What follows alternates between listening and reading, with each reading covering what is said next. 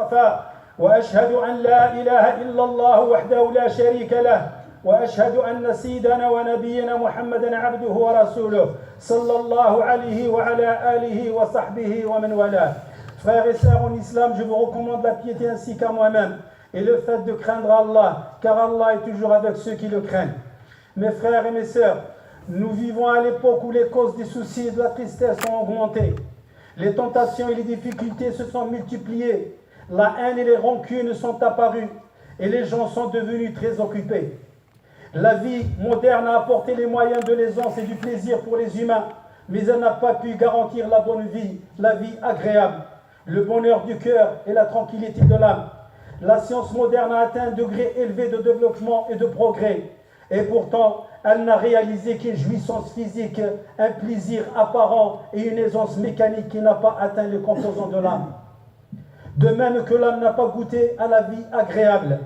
Certaines personnes pensent que la vie agréable est liée aux lumières étincelantes, aux fonctions trompeuses et aux voitures luxueuses. D'autres pensent qu'elle est liée à l'accumulation des richesses, à s'adonner au plaisir et au poison des drogues. Et d'autres encore pensent qu'elle est liée à la construction de châteaux luxueux, alors que le désespoir, l'angoisse et la tristesse sont répandus dans le monde. La rébellion, la discorde, la calamité, le malheur sont les caractères de la vie moderne. Il y a un désordre qui prend le monde à la gorge, qui disperse ce qui reste de l'organisation et qui cherche à déchirer la vie. Chers frères et sœurs, la vie agréable, la vie dans la sécurité, la tranquillité, l'aisance et la paix est ce que chaque personne recherche et le but de toute personne douée de raison. Comment pouvons-nous y goûter en nous-mêmes et la vivre dans notre société? Comment pouvons-nous la garantir aux générations futures?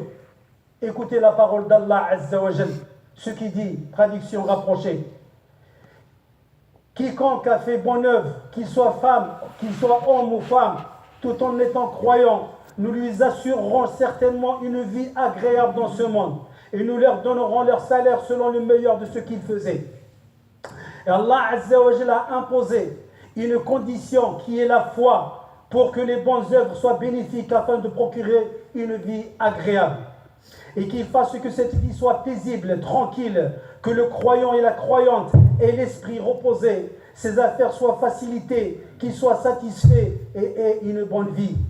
La foi véritable en Allah Azza wa Jal en tant que Seigneur et divinité, c'est la cause la plus importante pour avoir une vie agréable. Allah Azza wa Jal dit, traduction rapprochée: quiconque fait bonne œuvre, qu'il soit homme ou femme, tout en étant croyant bien sûr. Si le serviteur connaît son Seigneur, Azza wa Jal, avec ses qualités et ses plus beaux noms, il connaît alors la signification de sa divinité et qu'il est le possesseur de toutes les affaires et que les toupets des fronts des créatures sont dans sa main. Ainsi, il n'aura peur de personne d'autre que lui. Il ne s'abaissera devant personne d'autre que lui. Qui est le roi de cet univers et son possesseur, serviteur et servante d'Allah? Qui l'a créé? Bien sûr, c'est Allah Azza wa Jal, le créateur de toutes choses, le Seigneur de toutes choses, l'organisateur de toutes choses. Celui qui abaisse, celui qui élève, c'est lui qui donne la gloire, c'est lui qui humilie, c'est lui qui rend les choses nuisibles et c'est lui qui les rend utiles. Il est celui qui tient dans sa main le royaume absolu de toutes choses. Il est capable de toutes choses. Il veille à la bonne marche des cieux et de la terre. Donc, si le serviteur connaît cela, il ne doit alors craindre que son Seigneur. Il ne doit espérer qu'en son Seigneur. Il ne doit chercher gloire que dans son obéissance et doit s'abaisser devant sa grandeur. Il ne doit se diriger que vers lui et son cœur ne doit pas être attaché à autre que lui. Il doit s'en remettre à lui et à lui seul dans tous les problèmes et toutes les difficultés. Car il est son Seigneur et son Maître. C'est lui qui arrange ses affaires et les organise. Ainsi son âme obtient la tranquillité.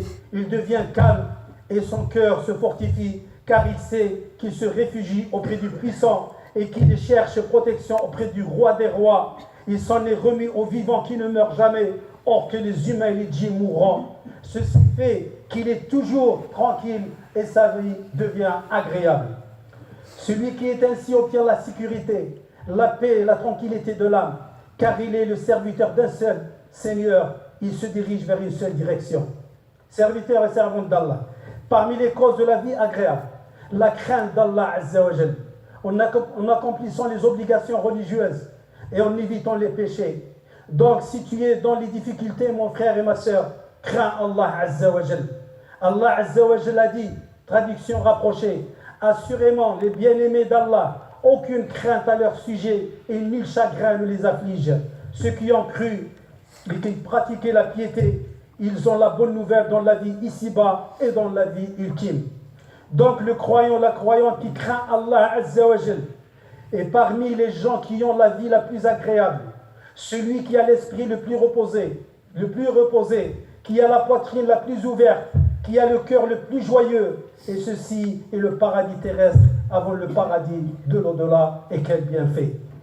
La prière aussi est parmi les causes les plus importantes pour la réalisation de la vie agréable.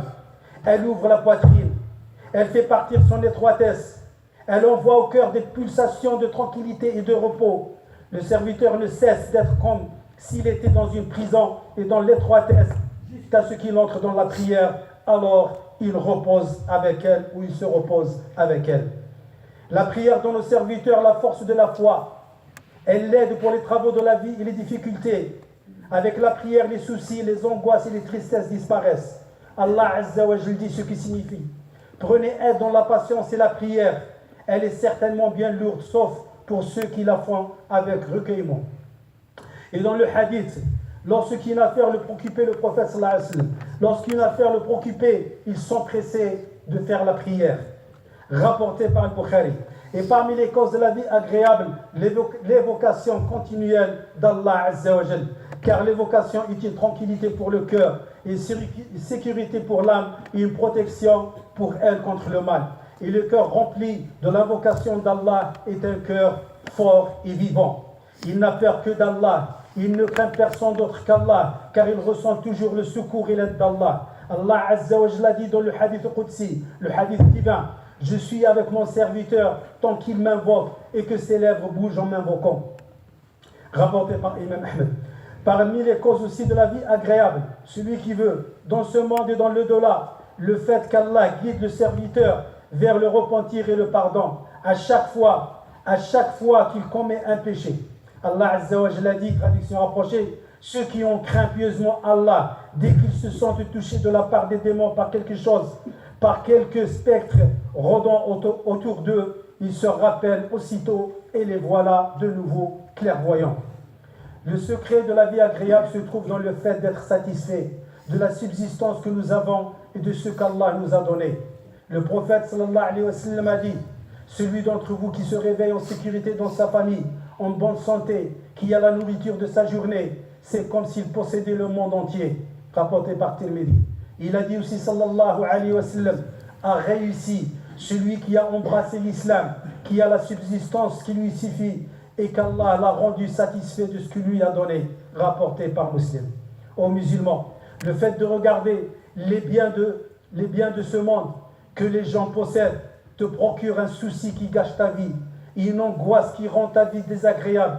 La raison la plus importante pour laquelle la vie des gens est difficile de nos jours est le fait qu'ils ne soient pas satisfaits de ce qui leur était donné par Allah Azza wa Jal.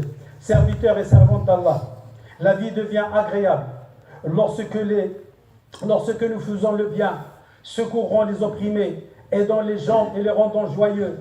Oui, mon frère et ma sœur, tu jouis de la vie et tu ressens du plaisir lorsque tu rends joyeux les cœurs des malheureux et des faibles. Frères et sœurs en islam, rassemblez tous les soucis pour la satisfaction d'Allah Azza wa Jal procure une vie agréable et un cœur vivant, tandis que celui qui ne rassemble pas ses soucis dans la satisfaction d'Allah Azza wa Jal sera puni par ses propres soucis jusqu'à ce qu'il le détruise. Et le prophète sallallahu alayhi wa sallam a dit: celui qui fait que les soucis soient un seul souci, celui de l'au-delà, Allah le protégera contre les soucis de sa vie dans ce monde. Tandis que celui dont les soucis se disperse dans les situations de ce monde, Allah ne prêtera aucune attention à propos de quelle vallée de ce monde dans laquelle il périra, rapporté par Ibn Majah. Mes frères et mes sœurs, La vie agréable se réalise avant et après cela, en demandant bien sûr l'aide d'Allah Azza wa Jal, en se remettant à lui et en lui demandant le bien de cette vie et de ce monde. C'est ainsi que nous l'a enseigné notre messager bien-aimé sallallahu alayhi wa sallam, en disant, quand il faisait ses invocations, il disait sallallahu alayhi wa sallam: oh mon Seigneur, réforme-moi ma religion qui est une protection pour mes affaires, et réforme-moi ma vie de ce monde dans lequel je vis, et réforme pour moi ma vie de l'au-delà dans laquelle je serai ressuscité, et fais que la vie soit une augmentation pour moi dans tout bien, et que la mort soit un repos pour moi de tout bien. Inna Allahu malaikatu yusalluna ala an-nabi ya ayyuhalladhina amanu sallu alayhi wa sallimu taslima. Allahumma salli ala Muhammadin wa ala ali Muhammad kama sallaita ala Ibrahim wa ala ali Ibrahim, wa barik ala Muhammadin wa ala ali Muhammad kama barakta ala Ibrahim wa ala ali Ibrahim fil alamin innaka Hamidun Majid.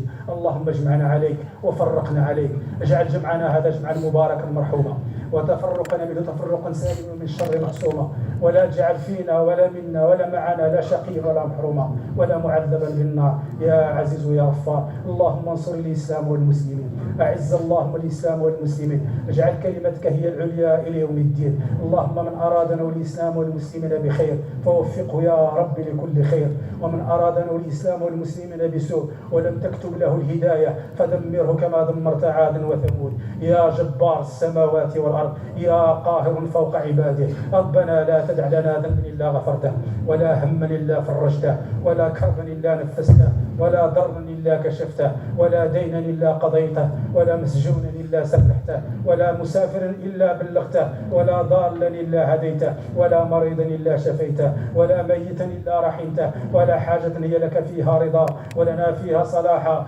الا قضيتها ويسرتها برحمتك يا ارحم الراحمين. اللهم اغفر لنا ولوالدينا ولوالد والدينا ولمن علمنا ولمشايخنا ولكل من له حق علينا، وان وصانا واستوصانا بالدعاء، وللحاضرين والغائبين من امه محمد صلى الله عليه وسلم اجمعين. ربنا آتنا في الدنيا حسنه وفي الاخره حسنه وقنا عذاب النار. صلى الله وسلم وبارك على نبينا محمد وعلى اله وصحبه وسلم.